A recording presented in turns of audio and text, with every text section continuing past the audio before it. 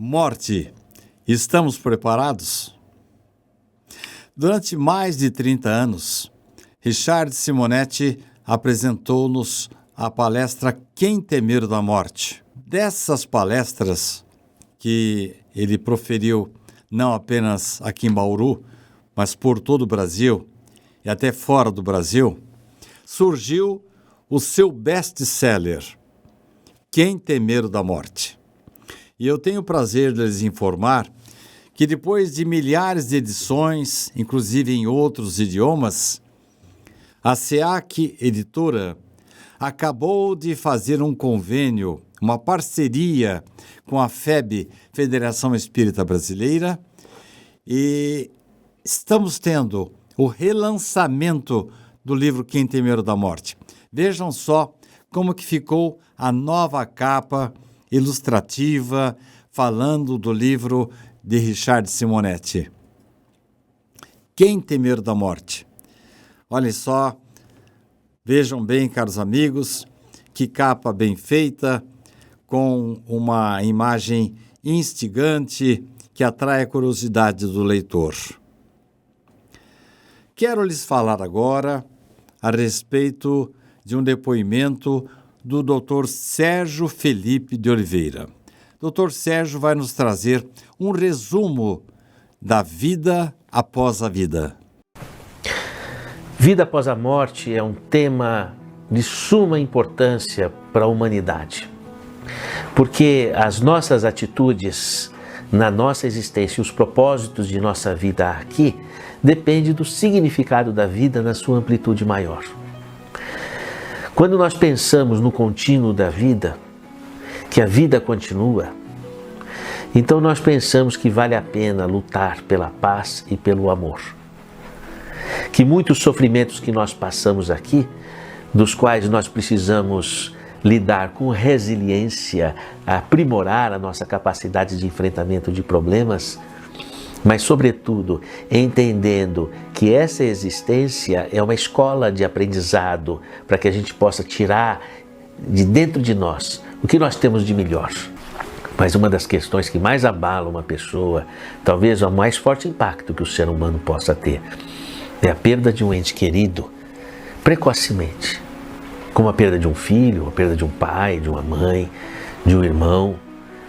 Porque a angústia de separação, ela é terrorífica, uma experiência terrorífica, desde entre os animais, entre os seres humanos, e a perda de um ente querido é um trauma expressivo.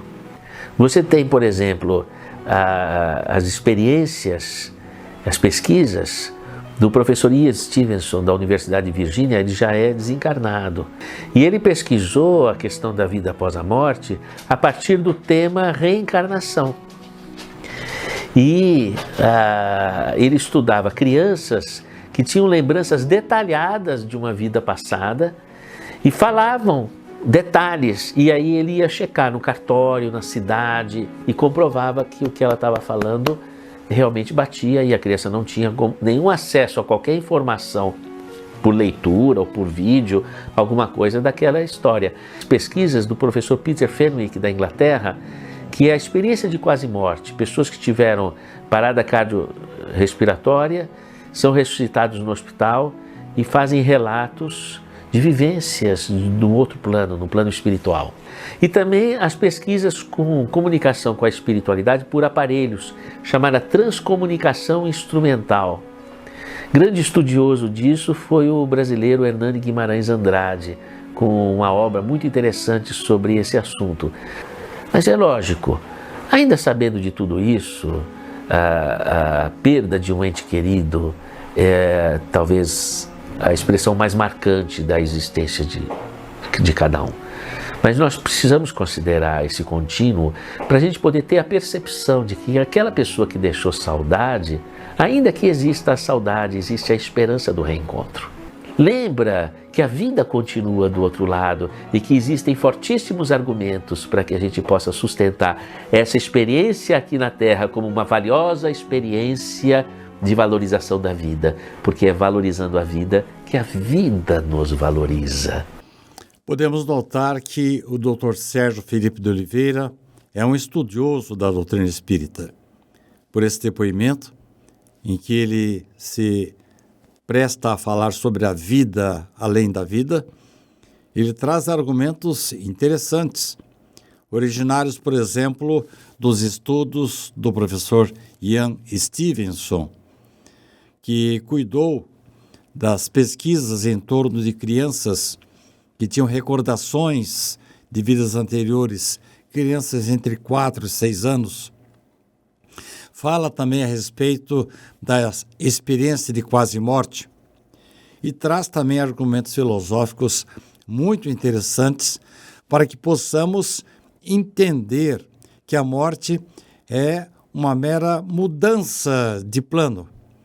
E com as suas informações, a gente pode fazer uma reflexão e trazer mais paz no coração em torno desse assunto. Ciência da vida após a morte. O Dr. Alexander Moreira Almeida, ele dirige um grupo de pesquisas de Juiz de Fora e tem como um dos objetivos, ele e a sua equipe, estudar evidências científicas a respeito da vida além da morte. Ele faz uma abordagem científica dessa que é uma das questões mais centrais para as sociedades. Se existe vida após a morte. Ele nos traz a história de Otto. Otto, um menino muito pequeno ainda, ele nos trouxe experiências bem interessantes. Tinha 2 anos e o seu comportamento era assim, não muito condizente com a sua idade. Narra a sua mãe, Érica Pissara, que ele costumava andar com as mãos para trás e de vez em quando dizia que gostaria de tomar uma cervejinha. Ora, a sua avó, mãe de Érica, imediatamente reconheceu nesses hábitos o comportamento do seu pai, portanto, bisavô do menino, que havia morrido muitos anos antes. Quando Otto tinha 3 anos, ele teve um diálogo com a sua avó. Ao observar o céu, perguntou a ela se ela se lembrava de quando o homem havia descido na lua pela primeira vez. Imediatamente recuou na pergunta, alegando que na época ela era uma bebezinha. Com efeito, a avó de Otto havia nascido em 1969, ano em que a Apolo 11 desceu na superfície lunar. Mais adiante, ele teve um outro diálogo com a avó a respeito de um passeio de avião. Otto viu um avião passando e perguntou se ela se lembrava de quando os dois tinham feito um passeio, só os dois, quando ele estava pilotando um teco-teco com apenas os dois a bordo. Ela estranhou a pergunta, mas imediatamente recordou-se de que realmente o seu pai tinha lhe proporcionado esse passeio de avião, do qual não mais se recordava. Nós temos aí fortes indícios da continuidade da vida. A junção desses elementos, desses depoimentos, trouxe para o Dr. Alexander e para sua equipe fortes indícios de que Otto talvez fosse a reencarnação do seu bisavô. A equipe do Dr. Alexander, depois de décadas de pesquisas a analisar com uma perspectiva saudável, está trazendo à lume agora evidências que apontam para a continuidade da consciência humana. Eu quero lhes trazer agora alguns casos narrados pelo Dr. Alexander, como este primeiro, que ele fala a respeito de uma experiência, a sigla é EQM, uma experiência de quase morte na Holanda. A pessoa teve uma parada cardíaca lá na Holanda, na rua. Foi trazida para o hospital já em parada cardíaca. Quando ela chegou, ela estava morta, estava cianótica, toda roxa. A pupila fixa, quer dizer, a pupila não respondia. Significa que nem o tronco cerebral, que é a parte mais básica, você estava funcionando. Quer dizer, estava cianótico, pupila fixa, ou seja, nem a base do cérebro estava funcionando, do encéfalo estava funcionando. E começaram a reanimação do paciente, com pouca esperança de que ele voltasse, já que ele estava parado já há mais tempo e tal. Tentaram. E quando ele... acabou que depois de um tempo eles conseguiram reanimar, depois de quase 1 hora de manobra, conseguiram reanimar o paciente. E aí, claro, o paciente fica inconsciente ainda, depois ele foi para o UTI, uma semana depois ele acordou, foi para o quarto. Quando ele está no quarto, acordado já, lúcido, chega uma enfermeira. Ele fala para a enfermeira assim: você sabe onde está minha dentadura? Ela olha assim: você estava lá quando eu cheguei.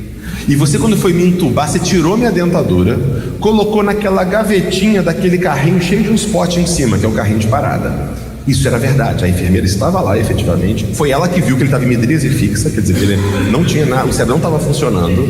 E ela realmente foi entubar. Quando eles foram entubar, viram que não estava, aí tiraram a dentadura, guardaram, só que não devolveram mais para ele, ficou sem a dentadura dele e tudo mais. E ele falou: aí estava você, estava um outro médico, a terceira pessoa que estava presente. Falou: eu vi tudo de cima do teto. E mais, eu ouvi o que vocês estavam falando. Inclusive eu ouvi que vocês queriam parar de me reanimar. E eu gritando: não para não, não para não. E vocês não me ouviam. E tudo isso era verdade.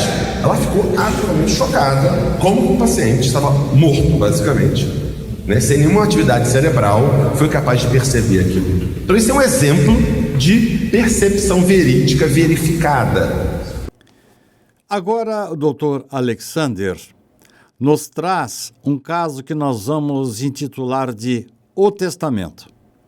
Ele fala a respeito de um americano que tinha 3 filhos. Havia feito um testamento e lá, por algum problema de relacionamento com 2 dos filhos, ele beneficiou apenas um filho com todos os seus bens. E quando ele morreu, naturalmente, só um filho recebeu todo o seu patrimônio.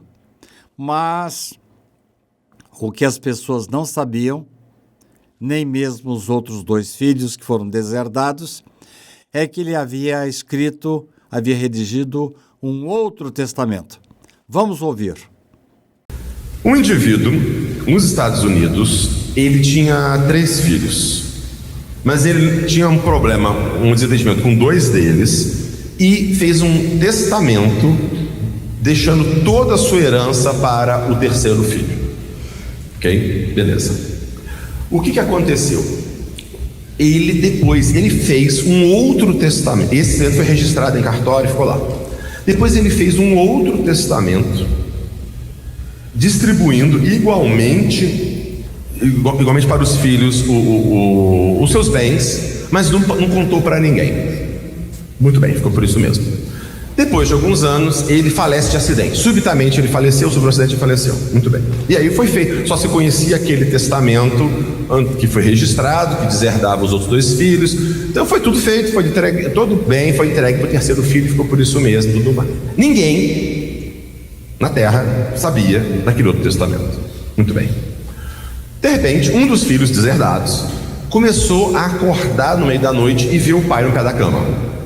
Deve ser meio assustador, mas ele via ali, né? Ele ficava vendo o pai na cama e ficava assustado, com medo, não entendia o que estava acontecendo e tudo mais e tal. Até que teve uma vez que o pai aparece para ele e fala com ele o seguinte: ele estava com um sobretudo que ele costumava usar. Olha, olhe no bolso interno desse meu sobretudo, veja lá. Ele acordou com aquilo. Falou: mas como assim? Aí resolveu procurar onde está esse sobretudo. Aí foi na casa do outro irmão, não está aqui. Aí acharam na casa da mãe. Acharam o sobretudo na casa da mãe. E aí foram procurar o sobretudo. Aí acharam o sobretudo e tinha o bolso, estava costurado. Quando eles tiraram a costura, tinha um papel ali dentro. E nesse está escrito o seguinte: veja o capítulo 27 do livro Gênesis da minha Bíblia antiga. Estava escrito isso.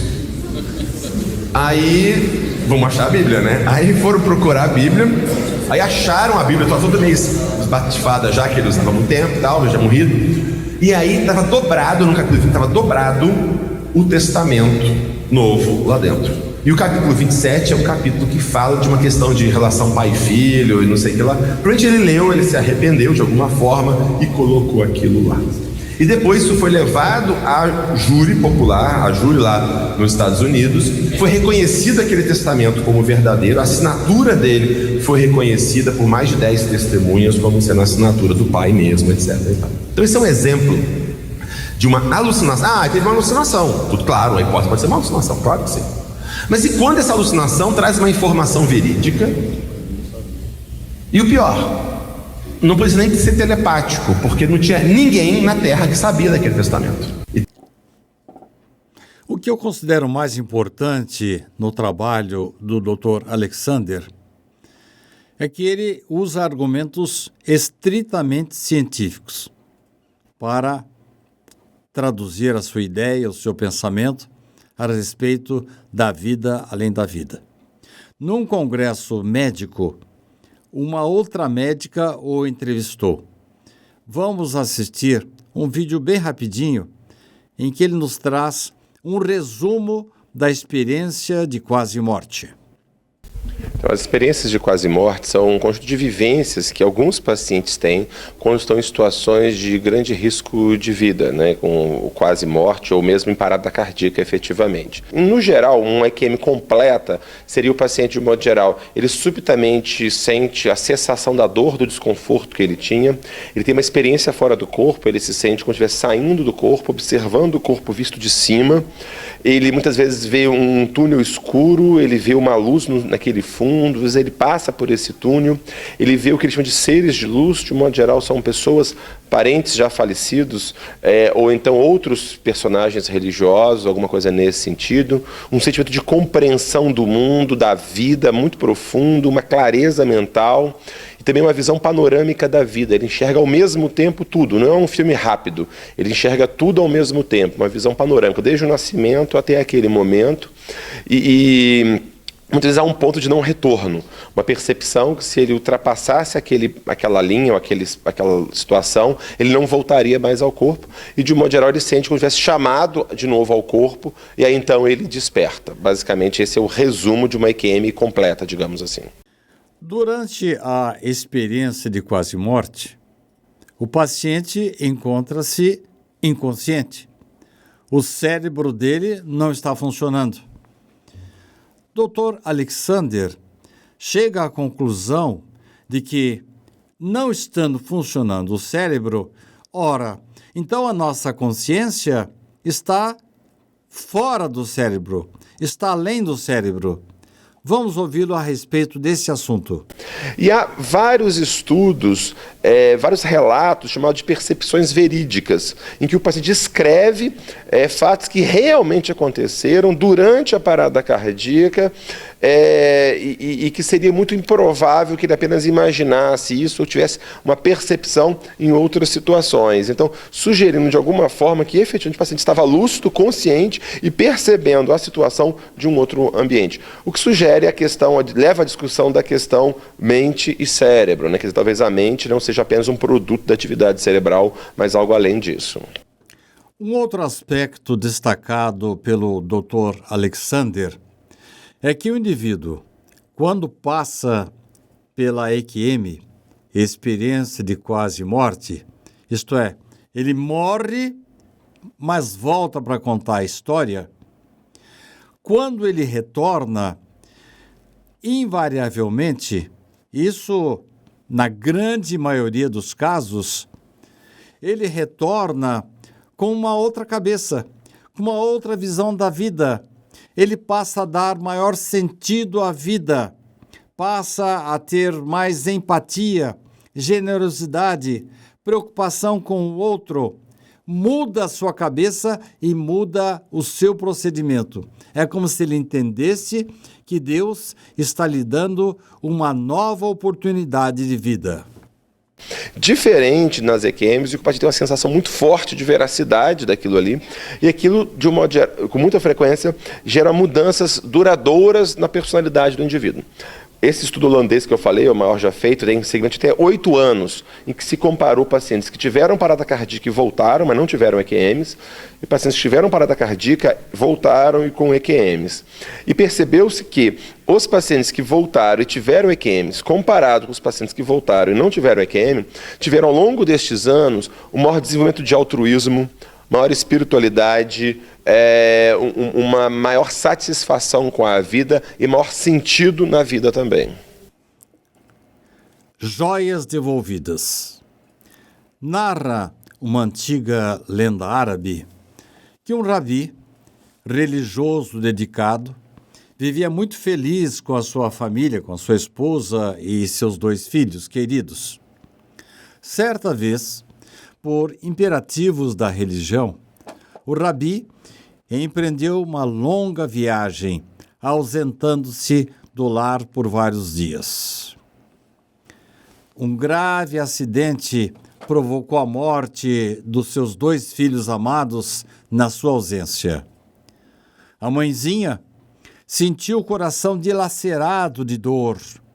No entanto, por ser uma mulher forte, sustentada pela fé e pela confiança em Deus, suportou o choque da morte dos 2 filhos com bravura. Todavia, veio-lhe uma preocupação. O marido era cardíaco. Como é que ela iria passar a ele essa terrível notícia?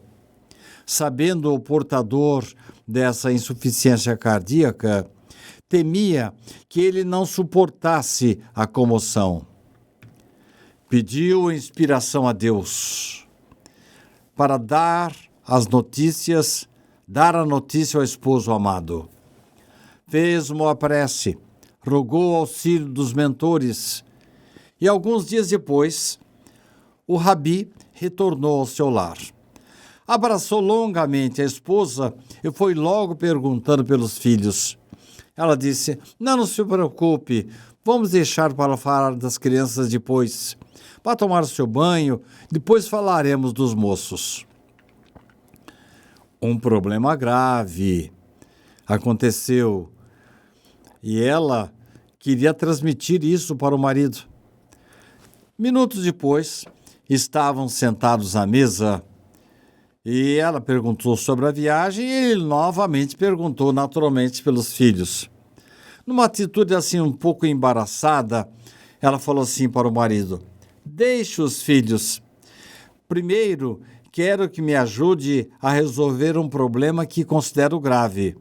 O marido, já um pouco preocupado, perguntou: o que aconteceu? Eu notei você abatida. Fale, nós vamos resolver qualquer problema, ainda que seja grave, com a ajuda de Deus. Enquanto você esteve ausente, um amigo nosso visitou-me e deixou 2 joias de valor incalculável para que eu as guardasse. São joias muito preciosas. Nunca vi algo tão belo. O problema é esse. Ele vem buscá-las e não estou disposto a devolvê-las, porque já me afeiçoei a elas. O que você me diz? O marido estranhou aquele apego. Ora, mulher, não estou entendendo o seu comportamento. Você nunca cultivou vaidades. Por que isso agora? É que você não viu as 2 joias ainda. São maravilhosas. Podem até ser, mas não lhe pertencem. Terá que devolvê-las. Mas eu não consigo aceitar a ideia de perdê-las, voltou a falar a mulher. Vamos devolver as joias. Não são nossas. Eu ajudarei. Iremos juntos devolvê-las hoje mesmo. Pois bem, disse a mãezinha, a esposa querida, seja feita a sua vontade. O tesouro será devolvido. Na verdade, isso já foi feito. As joias já foram devolvidas. As joias preciosas eram nossos filhos. Deus os confiou à nossa guarda e durante a sua viagem veio buscá-los. Eles se foram. O rabi compreendeu a mensagem, abraçou a esposa e juntos derramaram grossas lágrimas, sem revolta, sem desespero. Os filhos são joias preciosas que o Criador nos confiou, a fim de que os ajudemos a crescer, a progredir, a melhorar-se. Não percamos jamais a oportunidade de auxiliá-los no cultivo das mais nobres virtudes. Assim, se eventualmente, contrariando a lei da natureza, eles partirem antes de nós, se tivermos que devolvê-los a Deus, que eles possam estar ainda mais belos e mais valiosos. Quero lhes trazer agora a experiência de irmão Jacó. Irmão Jacó, pseudônimo de Frederico Figner, nos trouxe um livro extraordinário chamado Voltei. Nesse livro, ele pede a permissão para o plano espiritual para que durante a sua morte, a sua passagem para o outro plano, ele guarde consciência para poder depois nos trazer como foi a sua experiência de morte. E é isso que ele faz, que ele nos traz no seu livro Voltei. E nós vamos agora trazer alguns pequenos trechos. É um livro fino que nós aconselhamos a todos que estão nos assistindo que leiam. É a psicografia de Francisco Cândido Xavier para a mensagem de irmão Jacó, no livro Voltei. Irmão Andrade, seu guia espiritual, ajudou Jacó no desencarne. Sentiu 2 corações batendo, a visão alterando-se. Ele sentiu-se, no momento da morte, como se estivesse num nevoeiro, enquanto recebia os passes do seu mentor espiritual, irmão Andrade. Nesse momento, a consciência dele ficava pensando, examinando os acertos e desacertos da vida, e ele ficava procurando desculpas, justificativas pelas faltas que havia cometido durante a vida. De repente, ele viu-se à frente de tudo que idealizou e realizou na vida. As ideias mais insignificantes, os mínimos atos, desfilaram numa vertiginosa velocidade. Ele não conseguia nem orar. Chorou quando viu o vulto da filha Marta se aproximando, aconselhando-o a descansar. Essa cena, descrita por irmão Jacó, é muito comum. O reencontro com amigos, parentes, um túnel lá na frente, uma luz, um portal, do qual se transpormos esse portal, não há mais retorno. Uma experiência fora do corpo e uma sensação de serenidade. São descrições muito comuns para aqueles que contam a sua história da morte, como também aqueles que quase morreram e voltaram, ou passaram por um acidente grave e quase morreram. A vida é projetada em imagens, como se fosse um álbum de fotografias, ou um filme Super 8, ou enfim, um vídeo numa velocidade vertiginosa, em grande velocidade. Uma pesquisa Gallup mostrou que cerca de 8 milhões de norte-americanos já passaram pela experiência de quase morte. Foram documentadas menções à experiência de quase morte em 95% das culturas de todo o mundo. Mas o registro mais antigo de uma EQM, experiência de quase morte, está no livro A República, de Platão. Durante o transe, amparado pela sua filha Marta, irmão Jacó tentou falar, mas os músculos não obedeciam. Ele viu-se em duplicata, com um fio prateado, ligando-o ainda ao corpo físico. Ele precisaria de um pouco mais de tempo para o desligamento total. E olha que o irmão Jacó desligou-se, podemos dizer assim, rapidamente do seu corpo. Nós temos casos de desligamentos muito mais longos. Por isso que Emmanuel nos aconselha, no caso da cremação, que aguardemos pelo menos 72 horas, porque aí o espírito estará definitivamente desligado do seu corpo. Esse fio prateado que vocês estão vendo agora é chamado pelos espíritas de perispírito, mas ele é muito conhecido já há milênios por muitas civilizações que falavam de um corpo espiritual. Paulo, o apóstolo, o chamava de corpo celeste. Diga-se de passagem que o nosso velho conhecido perispírito não foi inventado pelo espiritismo. Os hindus chamam-no de Kamarupa, os egípcios chamam-no de Ka, Pitágoras chamava-o de carne sutil das almas. Aristóteles chamava-o de corpo sutil ou etéreo. Paracelso chamava-o de corpo astral. Paulo, apóstolo, chamava-o de corpo celeste. E os hebreus chamavam o nosso perispírito de Nefesh. A sua capacidade intelectual, visual, melhorou. E ele divisou, ao lado da filha Marta, duas figuras extraordinárias.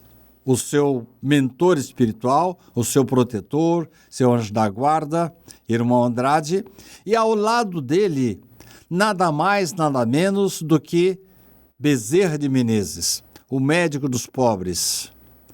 Tentou cumprimentá-los, mas não conseguiu. Estava ainda muito imantado com seus objetos pessoais. Precisaria sair daquele ambiente para se reequilibrar. Percebeu que ele foi transportado à beira-mar, para um local à beira-mar.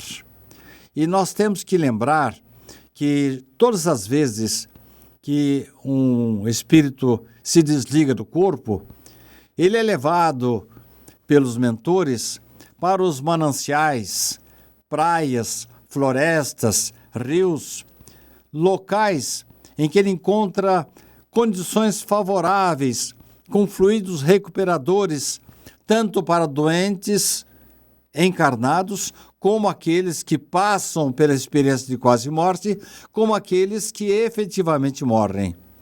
Mas ele começou a sentir o bem-estar, como se ele tivesse rejuvenescido.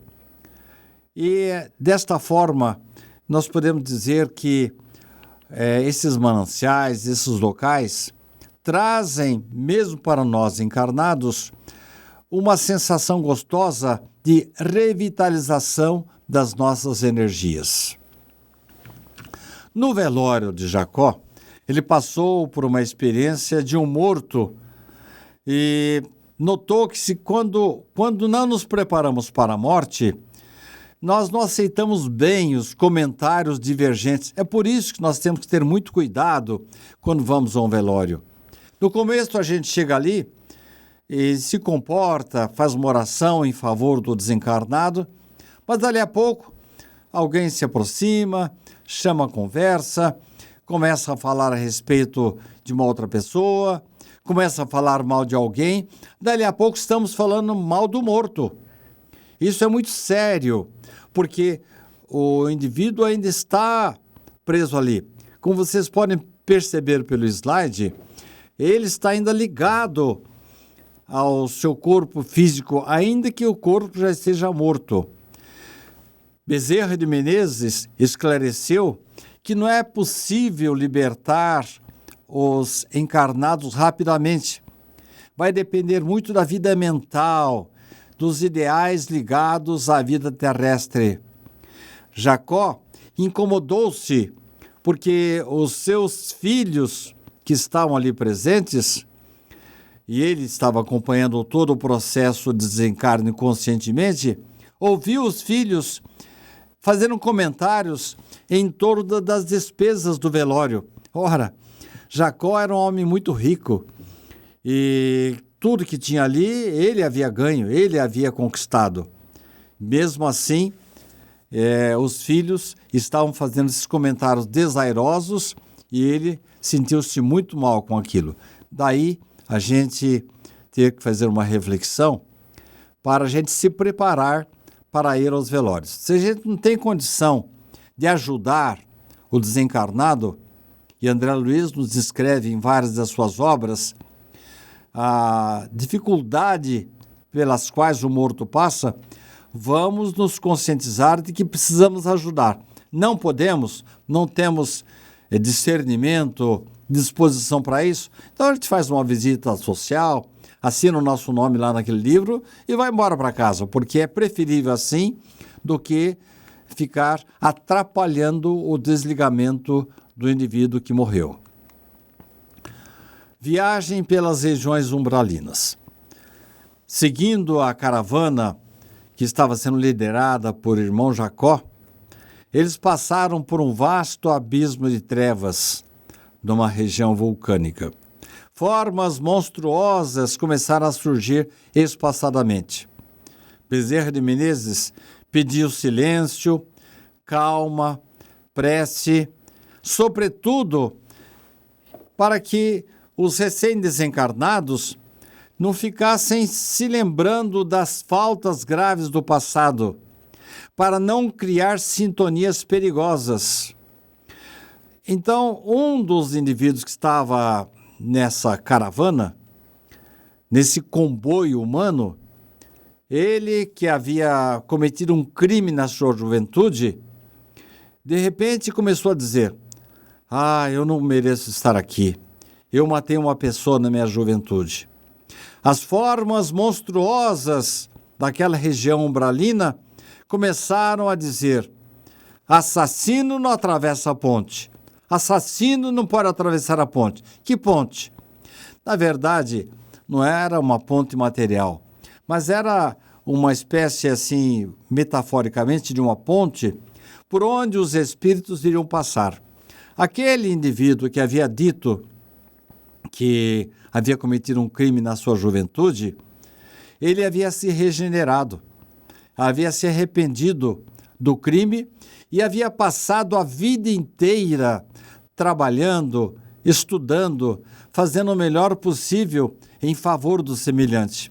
E isso para nós sabermos que as nossas faltas podem ser compensadas pelo bem que venhamos a praticar nesta vida.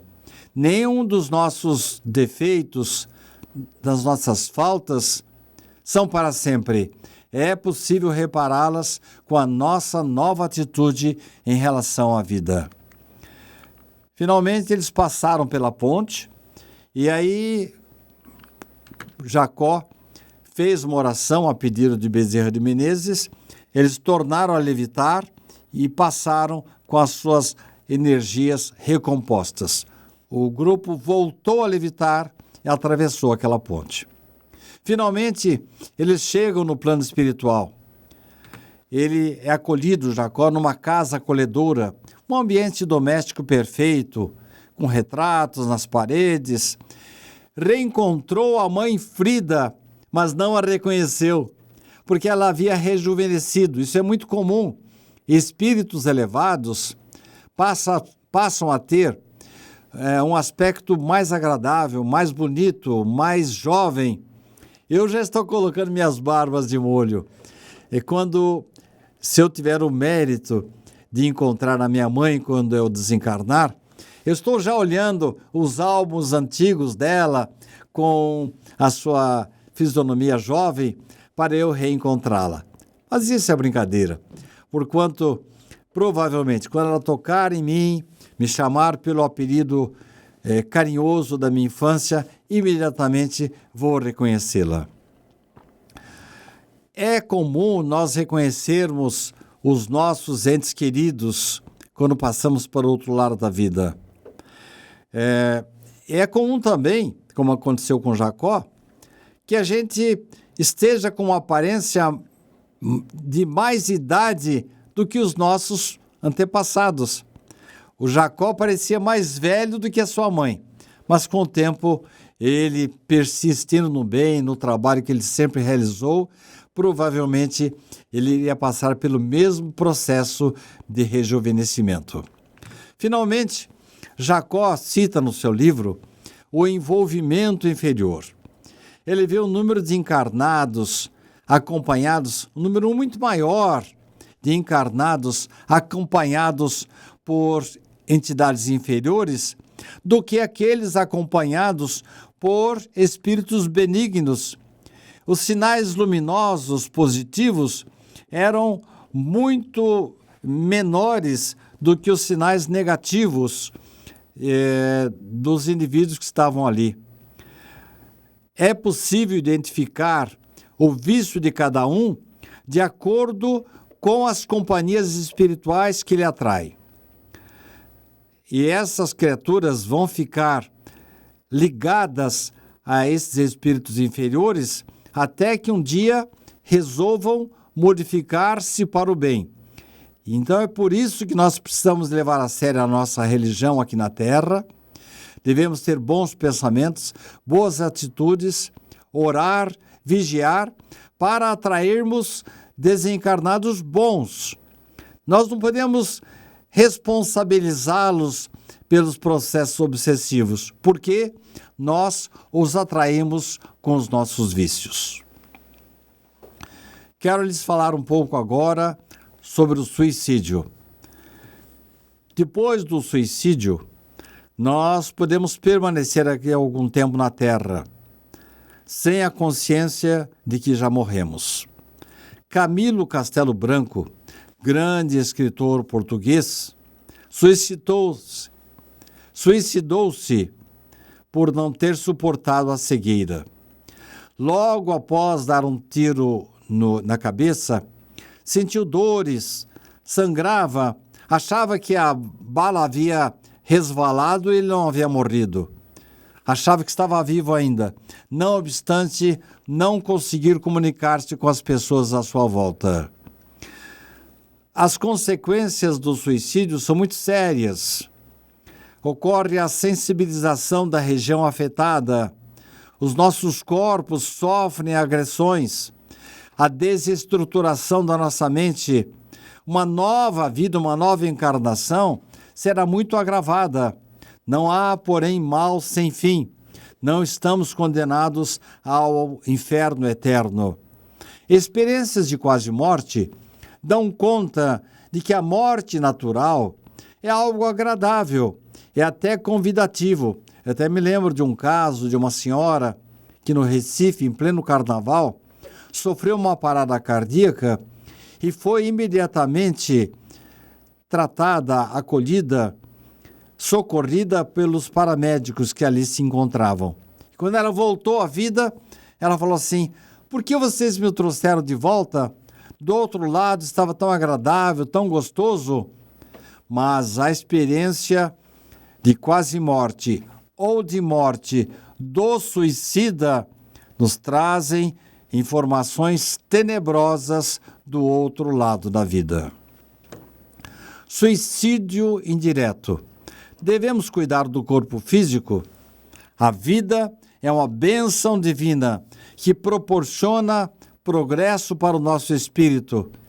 Nós que ainda estamos em estágio primário de evolução. É de nossa responsabilidade cuidar do veículo físico que nos foi dado por Deus, buscando vida, longevidade. Engana-se aqueles, no entanto, que acham que os cuidados têm que ser só em relação ao corpo material, isto é, praticarmos exercícios, fazermos ginásticas. tomarmos cuidado com excesso de alimentação, evitar a ingestão de drogas, nicotina, álcool. Não apenas esses cuidados são necessários. Nós não podemos cuidar apenas daquilo que vem de fora para dentro.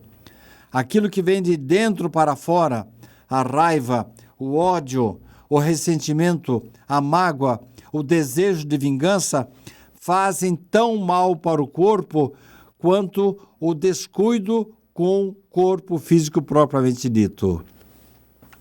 A experiência de André Luiz é significativa. Depois do resgate nas regiões umbralinas, André foi atendido por um médico, Henrique de Luna, que lamentou. É lamentar que tenha vindo para cá pelo suicídio. Mas espera aí, disse André Luiz, há algum engano. Eu não me suicidei, lutei mais de 40 dias tentando vencer a morte.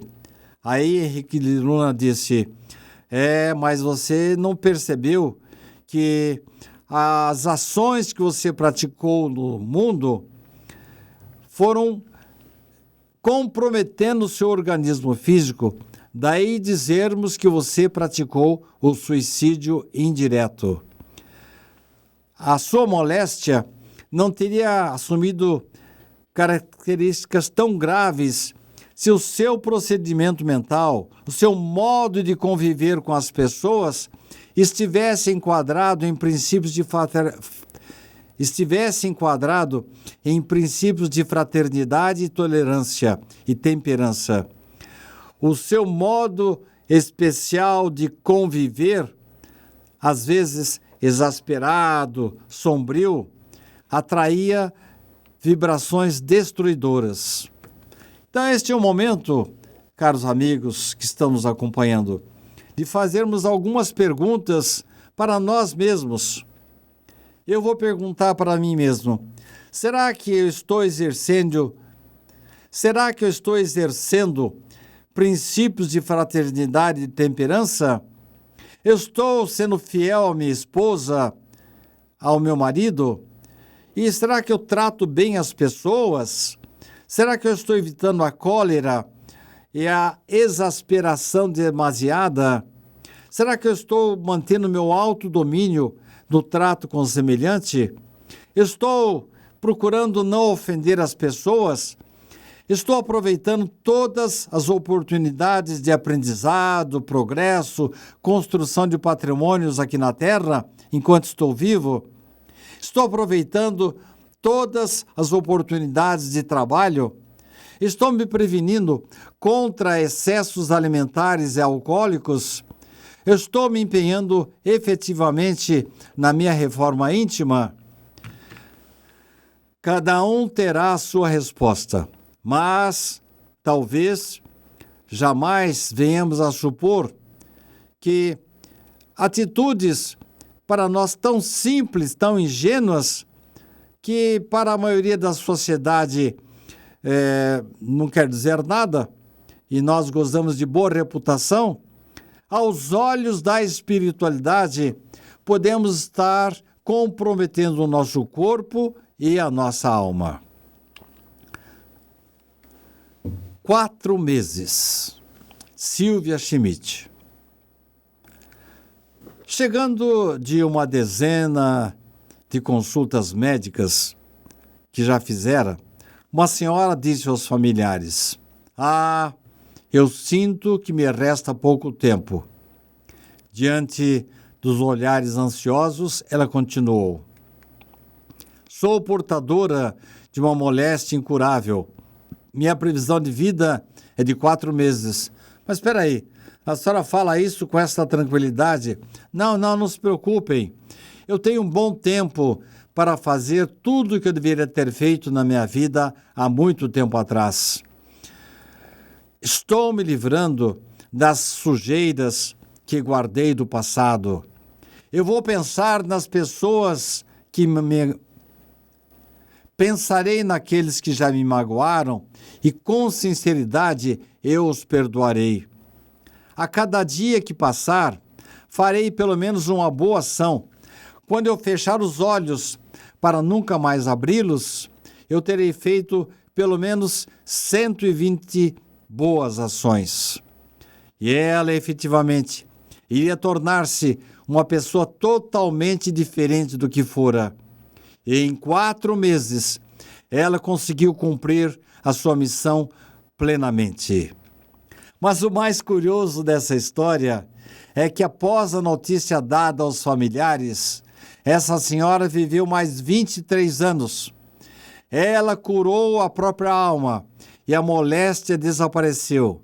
Ela morreu de velhice. Vamos trazer agora um texto muito interessante, de autoria de Mary Elizabeth Frye. A interpretação é de Jô Soares. Não chorem à beira do meu túmulo, eu não estou lá. Estou no soprar dos ventos, nas tempestades de verão e nos chuviscos suaves da primavera. Eu sou a pressa inquieta dos ruídos da cidade e o silêncio das madrugadas. Não chorem à beira do meu túmulo, eu não estou lá. Estou no brilho das estrelas perfurando a noite e no cantar alegre dos pássaros. Não chorem tristes à beira do meu túmulo. Eu não estou lá. Eu não morri. Eu sou a vida incessante e livre que corre nas águas do rio. Estou agora respondendo, para encerrar este trabalho, algumas perguntas que Theo Oliveira vai me formular. Todos temos uma hora certa para morrer? Na verdade, quando nascemos, nós trazemos uma espécie de tanque de combustível. É o nosso fluido vital. Mas, dependendo do que fazemos da vida, assim como um veículo que, se ele estiver mal regulado, o combustível dele não é suficiente para muitos quilômetros, ao contrário, se ele tiver assim uma boa regulagem, ele pode render muito mais. Assim também na nossa vida. Se nós soubermos trabalhar com o nosso combustível, tanto cuidando do corpo como da alma, evitando atitudes indesejáveis, como ódio, ressentimento, desejo de vingança, e partindo para a ajuda ao semelhante, a empatia, a generosidade, podemos voltar ao plano espiritual como completistas, um termo de André Luiz, mostrando o quanto nós pudemos aproveitar desta vida e, às vezes, viver mais tempo do que estava previsto. Como encarar a eutanásia? Como nós sabemos, a eutanásia significa morte boa, morte suave. E, na verdade, as pessoas, em alguns países, ela é permitida, em que o indivíduo pede para morrer. E, ao invés de deixar que a morte ocorra naturalmente, a eutanásia age sobre a morte antecipando-a. Na verdade, para o espírito isso não é bom. Mas também não é boa a distanásia, aquela em que, ao contrário da eutanásia, prolonga com aparelhos, com providências, a vida artificialmente. É aquela tentativa de recuperar o doente a todo custo, ao invés de permitir que ele tenha uma morte natural. Nós, espíritas, entendemos que o melhor é a ortotanásia, isto é, a morte correta, pelo processo natural. Neste caso, o doente já está em processo natural da morte e recebe uma contribuição do médico para que ele não tenha dores, mas a sua vida siga o curso natural, morrendo no momento certo, sem que ela seja prolongada artificialmente. O processo da morte da ortotanásia permite que ocorra a morte natural sem dores. O que podemos entender da melhora da morte? Há situações em que nós retemos os nossos entes queridos indevidamente por tempo indeterminado. É aquela chamada, vamos dizer, aquela teia que retém a subida do espírito.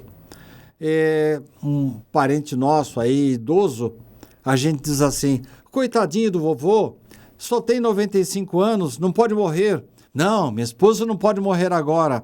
Ela é nosso apoio, a nossa segurança. Meu filhinho querido viveu mal alguns anos, já vai permitir? Não, Deus, não permita que isso aconteça. Isso provoca uma teia de retenção, prejudicando o desligamento do espírito.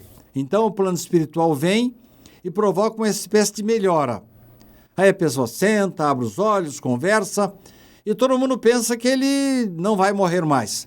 É neste momento que as equipes espirituais vêm, quando a família se afasta um pouco, relaxa aquela teia de retenção e o indivíduo pode partir, o espírito pode partir para a continuidade da sua jornada evolutiva para o plano espiritual, onde acontece a nossa verdadeira vida. É aconselhável a cremação? Sim. Em alguns países, inclusive, não é proibido você enterrar o corpo do morto. Exige-se, por exemplo, na China, que todos os corpos sejam cremados. O que acontece é que Emmanuel, sabendo que alguns laços que prendem o espírito ao corpo podem demorar um pouquinho para ser desatados, ele aconselha que ocorra um espaço de 72 horas no mínimo para que o espírito seja liberado. Mas é um processo higiênico, no futuro tudo será assim, e nós, espíritas, podemos, através de uma câmara frigorífica, isso é feito também lá no cemitério de Vila Alpina, você pode deixar o corpo ali quantas horas, quantos dias quiser, e depois, então, liberá-lo para a cremação. É uma medida higiênica, saudável, que deve depois ser adotada por nós no futuro. Fale-nos um pouco sobre morte de crianças. Na verdade, nós não encaramos a criança como um adulto. E a gente sabe que aquele espírito está criança, mas provavelmente veio para cá para ficar apenas algum tempo. A criança é muito bem protegida pela espiritualidade e ela só parte, a não ser num caso de acidente, e mesmo assim temos que ver os seus antecedentes espirituais. Ela não parte em hora errada. Na verdade, temos que entender a vontade de Deus, nos resignarmos. Claro, vamos sentir muita dor, vamos chorar muito, mas que seja um choro limpo, sem revolta, para que possamos colaborar com o Espírito no seu retorno à pátria espiritual. Fale-nos também sobre a doação de órgãos. A doação de órgãos é considerada por nós espíritas como uma coisa muito positiva. Temos muitos casos de espíritos que se encontravam perturbados no plano espiritual, mas pelos méritos da doação dos seus órgãos, eles foram muito bem acolhidos no plano espiritual. Sem contar ainda as orações que são feitas pelos parentes da pessoa que recebe o órgão doado, que passam a orar e agradecer à família do morto e ao próprio morto. Isso traz um certo refrigério para o espírito no momento em que ele está caminhando lá no plano espiritual para a sua verdadeira vida. Existe a melhor morte? Alguns dizem que é a morte repentina. Na verdade, é muito mais importante nós pensarmos que nós devemos não nos preocuparmos com o tipo de morte, mas com o tipo de vida que estamos tendo. Por isso, é importante que a morte venha da maneira que vier. Porque há pessoas com doenças de longo curso que estavam preparadas já para a morte e ter uma morte suave. Mas há aquelas que, mesmo com a doença de longo curso, têm um desligamento não muito adequado.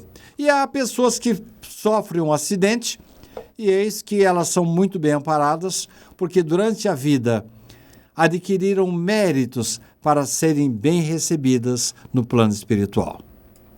Muito obrigado a todos, que Jesus nos abençoe e que possamos todos nos preparar durante a vida, fazendo a nossa reflexão diária, para saber onde estamos errando, para nos desligarmos gradativamente das coisas materiais, cuidarmos do semelhante, estendermos a nossa mão, para que, quando tivermos que partir, sejamos bem recebidos lá no plano espiritual. Que Jesus nos abençoe.